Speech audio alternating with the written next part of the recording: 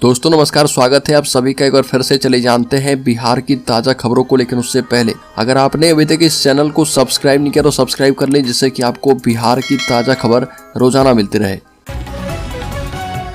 सबसे पहली खबर, राज्य में साइबर फ्रॉड की घटनाएं 24 गुना बढ़ गई है। साल 2019 में राज्य में ऑनलाइन फाइनेंशियल फ्रॉड के 761 मामले दर्ज हुए थे और इस साल जुलाई तक 7 महीने में ही 18,380 केस दर्ज हो चुके हैं, जो कि 2019 के मुकाबले 24 गुना अधिक है। यह आंकड़ा जो है सामान्य एवं साइबर थानों में दर्ज साइबर फ्रॉड का है। नालंदा, शेखपुरा, नवादा, गया और जमुई के फ्रॉड पटना में ठिकाना बना चुके हैं। अगली खबर, मध्य प्रदेश की हार पर लालू यादव ने कहा कि कांग्रेस कमजोर नहीं, मध्य प्रदेश के नेताओं में कमी रही है। बिहार के बक्सर में मध्य प्रदेश समेत 3 राज्य के चुनाव नतीजों पर राजद प्रमुख लालू यादव ने कहा कि कांग्रेस कमजोर नहीं हुई है, मध्य प्रदेश कांग्रेस के कुछ नेताओं में कमी रही, इसलिए वो हार गए। अगली खबर, कोई तोप नहीं है, नीतीश कुमार लंगड़ी सरकार चलाते हैं। प्रशांत किशोर ने कहा कि वो कभी उछलकर कमल तो कभी लालटेन के साथ जाते हैं। 4 राज्य के विधानसभा चुनाव में कांग्रेस को मिली हार के बाद इंडिया गठबंधन में शामिल जेडीयू के नेता इंडिया गुट की ओर से मुख्यमंत्री नीतीश कुमार को लोकसभा चुनाव में प्रधानमंत्री का चेहरा बनाने की मांग तेजी से उठ रही है। साथ ही नीतीश कुमार इंडिया गुट की बैठक में भी शामिल नहीं होंगे। इस पर जनसुराज के सूत्रधार प्रशांत किशोर ने कहा कि बिहार के लोगों को नीतीश कुमार बहुत बड़े तोप दिखते हैं। 42 विधायकों की लंगड़ी सरकार चलाने वाले दल के नेता जो कभी उछलकर कमल के साथ तो कभी उछलकर लालटेन के साथ जाते हैं, जिसको खुद भरोसा नहीं है वो कहां रहेगा। अगली खबर, नीतीश सरकार ने जिला परिषदों से छीन लिया है एक और अधिकार, अब नहीं कर पाएंगे बहाली। बता दें कि नीतीश सरकार ने जिला परिषद से एक और अधिकार छीन लिया। जिला परिषद अब कर्मचारी की बहाली नहीं कर पाएंगे। नीतीश कैबिनेट ने बिहार जिला परिषद सेवा शर्त रूलबुक 2023 की स्वीकृति दी है। बिहार कैबिनेट ने बिहार जिला परिषद सेवा शर्त रूलबुक 2023 की स्वीकृति देते हुए पहले तकनीकी प्राधिकारी, सहायक एवं चतुर्थ वर्ग कर्मियों की नियुक्ति जो है जिला परिषद करता था, लेकिन जिला परिषदों में 30 वर्ष में कोई नियुक्ति नहीं की गई है। जो कर्मी थे भी वो सेवानिवृत्त हो गए हैं। अगली खबर, राजपूत करनी सेना की अध्यक्ष की हत्या पर बिहार में सियासत तेज, जेडीयू ने जताया दुख तो बीजेपी ने कांग्रेस को घेरा। बता दें कि जेडीयू के संजय सिंह ने कहा कि गोगामेडी जी देश के जाने माने नेता थे। वहीं भाजपा के प्रदेश प्रवक्ता अरविंद सिंह ने अशोक गहलोत और कांग्रेस पर षड्यंत्र के तहत करनी सेना के राष्ट्रीय अध्यक्ष सुखदेव सिंह गोगामेडी की दिन दहाड़े हत्या करवाने का आरोप लगाया।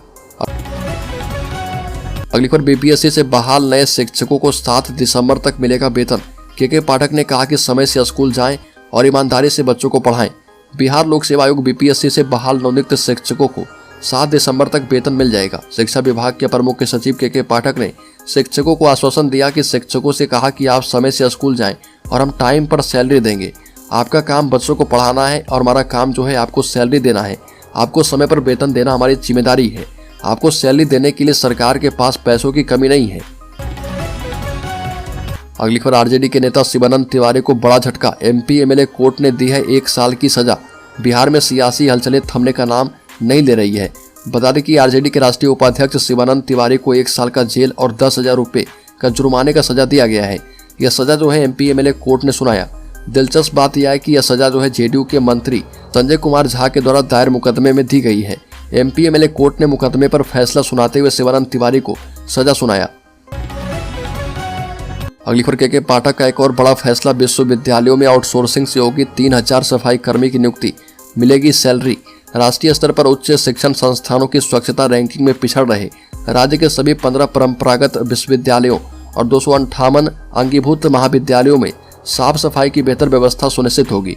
शिक्षा विभाग ने स्वच्छता रैंकिंग में जिम्मेदारी और बदलती मांग के मुताबिक प्रदर्शन नहीं कर रहे उच्च शिक्षण संस्थानों में साफ सफाई को दुरुस्त करने के लिए खास पहल की है और इसके लिए शिक्षा विभाग आउटसोर्सिंग से 3000 सफाई कर्मी और पर्यवेक्षक की नियुक्ति करने जा रहा।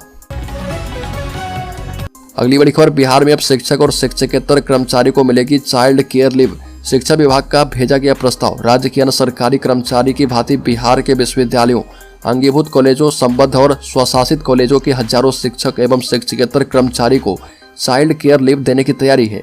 बिहार राज्य उच्चतर शिक्षा परिषद ने इस मामले में अपनी सहमति हाल ही में दे दी है। राजभवन ने यह सहमति मांगी थी, चूंकि चाइल्ड केयर लीव की सुविधा देने का संबंध जो है वित्तीय प्रावधान से जुड़ा हुआ है, लिहाजा इसका मतलब प्रस्ताव पर अब शिक्षा विभाग की सहमति के लिए भेजा गया है। अगली खबर, गोपालगंज में बीपीएससी के 6 शिक्षकों की नियुक्ति रद्द, कई पर चल रही जांच। गोपालगंज में शिक्षा विभाग ने बीपीएससी से नवनियुक्त 6 शिक्षकों के नियोजन को रद्द कर दिया। साथ ही ने विद्यालय से तत्काल प्रभाव से मुक्त करने का निर्देश दिया है। जिला शिक्षा अधिकारी राजकुमार शर्मा ने एक कार्रवाई की है। जिन शिक्षकों पर कार्रवाई की गई है उनकी वांछित योग्यता और अभिलेख नियुक्ति पत्र योग्य नहीं पाया गया है। शिक्षा विभाग की ओर से जारी किए गए कार्रवाई की रिपोर्ट में शामिल शिक्षकों में अपूर्वा दुबे, फैयाजुल हक, मधु कुमारी, साधना विश्वकर्मा, शांभवी पटेल और अर्चना मिश्रा शामिल है। बड़ी खबर, बिहार में अब थाना पुलिस सेट करना होगा मुश्किल। DGP RS. भट्टी ने कर दिया बड़ा खेल। केस मुकदमे में फंसे लोग पुलिस और थाना को मैनेज करने की कोशिश करते हैं, लेकिन बिहार में डीजीपी आर.एस. भट्टी ने कुछ ऐसा ही खेल कर दिया कि थाना पुलिस और जांच अधिकारी को सेट करना अब और भी मुश्किल हो जाएगा। थाना और थाना से जुड़े पुलिस अधिकारी के मूवमेंट सनहा, शिकायत प्राथमिकी की एंट्री के आधिकारिक दस्तावेज, स्टेशन डायरी को बिहार पुलिस ने अब डिजिटल करने की तैयारियां शुरू कर दी है और जो है पटना से शुरुआत हो चुका है। 15 दिसंबर के बाद इसे बिहार के बाकी जिले में लागू कर दिया जाएगा और सरकार का लक्ष्य ये है कि 1 जनवरी से जो है थाने में कागज के स्टेशन डायरी को बंद कर दिया जाए और सब कुछ जो है डिजिटलाइज कर दिया जाए। और इससे फायदा ये होगा कि एसपी जहां भी रहे और दूसरी जगह से भी अपनी केस और अपने थाने की एंट्री देख पाएंगे। बड़ी खबर, बिहार राज्य में अब गृह रक्षकों के कंधे से हटेगी 9 किलो की पुरानी राइफल, सरकार देगी AK-47। गृह रक्षकों के कंधे से 9 किलो की पुरानी राइफल को हटाने की तैयारी शुरू कर दी गई है।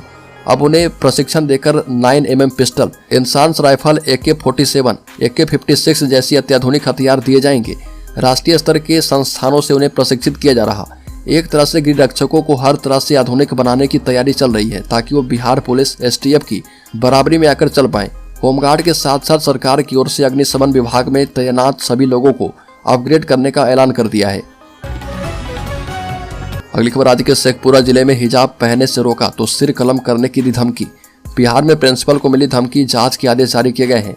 शेखपुरा के जिला शिक्षा अधिकारी ओम प्रकाश सिंह ने बताया कि उक्त शिकायत चरुआमा स्थित उत्क्रमित मध्य विद्यालय के प्रधानाचार्य ने की है कि सिर कलम कर दिया जाएगा। ओम प्रकाश सिंह ने बताया कि प्रधानाचार्य सत्येंद्र कुमार चौधरी के लिखित शिकायत के मुताबिक एक समुदाय विशेष के मुस्लिम छात्राओं के परिवार के सदस्यों ने 29 नवंबर को स्कूल पर धावा बोल दिया।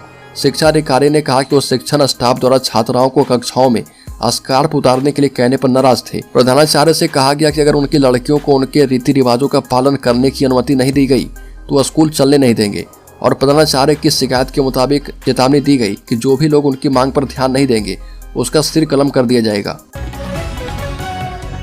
बड़ी खबर, केंद्र की मोदी सरकार को पटकनी देने के लिए नीतीश कुमार ने पहल की थी और इंडी गठबंधन बना। 5 राज्य के चुनाव में कांग्रेस ने इंडी गठबंधन के किसी सहयोगी की परवाह नहीं की और चुनाव लड़ लिया और तेलंगाना को छोड़कर 4 राज्य में कांग्रेस के लचर प्रदर्शन से इंडी गठबंधन पर भी सवाल उठने लगे थे।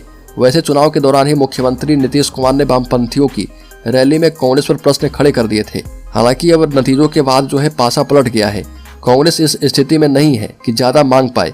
वस्तुतः अब कांग्रेस के सामने इंडी गठबंधन को एक रखने की चुनौती भी शामिल हो गई है। बड़ी खबर, नीतीश कुमार राष्ट्रीय अखबारों में चेहरा चमकाएंगे। बिहार सरकार ने विज्ञापन नीति में कर दिया बदलाव। बिहार के मुख्यमंत्री नीतीश कुमार का चेहरा राष्ट्रीय अखबारों के पन्नों पर भी चमकेगा। इसके लिए बिहार सरकार की विज्ञापन नीति में फेरबदल कर दिया गया है। अपनी पुरानी नीति के कारण सरकार बिहार के अंग्रेजी अखबारों में भी विज्ञापन नहीं दे पा रही थी और नई नीति बनने के बाद अब अंग्रेजी अखबारों में भी मुख्यमंत्री नीतीश कुमार का चेहरा चमकेगा। बड़ी खबर, सीएम और डिप्टी सीएम से मिलेगा वाम दलों का डेलीगेट, शिक्षा विभाग के फरमानों का निरस्त करने की करेगा मांग। बिहार में वाम दलों का एक डेलीगेट जो है शिक्षा विभाग के फरमानों को निरस्त करने के लिए मुख्यमंत्री और उप मुख्यमंत्री से मिलेगा। दरअसल विभाग ने CPI MLC संजय कुमार सिंह के पेंशन पर रोक लगा दी है, जिसे वाम नेता असंवैधानिक बता रहे हैं। बता दें कि बिहार सरकार के शिक्षा विभाग के कई आदेशों ने महागठबंधन के भीतर ही दरार पैदा कर दी है। सरकार के शिक्षा विभाग के खिलाफ प्रदेश के तीनों वाम दल एकजुट हो गए। CPI के MLC संजय कुमार सिंह के मीडिया में दिए बयान पर शिक्षा विभाग ने जिस प्रकार उनके पेंशन को रोकने की कार्रवाई की है, इसकी तीनों वाम दलों ने कड़ी निंदा की है और इसके खिलाफ वाम दलों का एक डेलीगेट्स मुख्यमंत्री नीतीश कुमार और उप मुख्यमंत्री तेजस्वी यादव से मुलाकात करेगा। बड़ी खबर, बिहार सेकेंडरी एग्जामिनेशन बोर्ड ने की 10वीं और इंटर की परीक्षाओं की तारीख की घोषणा, जारी किया अगले साल का पूरा calendar. Bihar secondary examination board अध्यक्ष आनंद किशोर के द्वारा वर्ष 2024 में आयोजित की जाने वाली माध्यमिक, उच्च माध्यमिक एवं विविध परीक्षाओं से संबंधित वार्षिक कैलेंडर जारी कर दिया गया है। अध्यक्ष आनंद किशोर ने कहा कि BSCB के द्वारा आगामी 2024 का वार्षिक कैलेंडर जारी किया गया। इसके मुताबिक इंटर की परीक्षा 1 फरवरी से 12 फरवरी के बीच आयोजित की जाएगी। आनंद किशोर ने कहा कि वर्ष में 2 बार STET का आयोजन किया जाना है। इसको लेकर 1 मार्च से 20 मार्च के बीच परीक्षा का आयोजन किया जाएगा और दूसरी STET 10 सितंबर 30 सितंबर के बीच होगा। DLED की परीक्षा 6 मार्च से 12 मार्च के बीच लिया जाएगा और समिति के द्वारा ली जाने वाली अन्य परीक्षा के आयोजन की तिथि भी जारी कर दी गई है।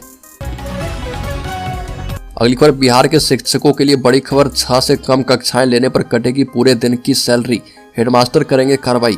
जिले के सभी 547 प्राथमिक और मध्य विद्यालय में अब शिक्षकों को प्रतिदिन 6 कक्षाएं लेनी होगी। शिक्षक जिस दिन 6 कक्षाएं नहीं लेंगे उनकी रिपोर्ट HM को उसी दिन BO के माध्यम से जिला मुख्यालय को भेजनी होगी और जिस दिन 6 कक्षा नहीं लेंगे उस दिन का वेतन रोक दिया जाएगा। यदि HM इससे संबंधित प्रतिवेदन नहीं देते हैं तो उनके खिलाफ कार्रवाई की अनुशंसा BO करेंगे।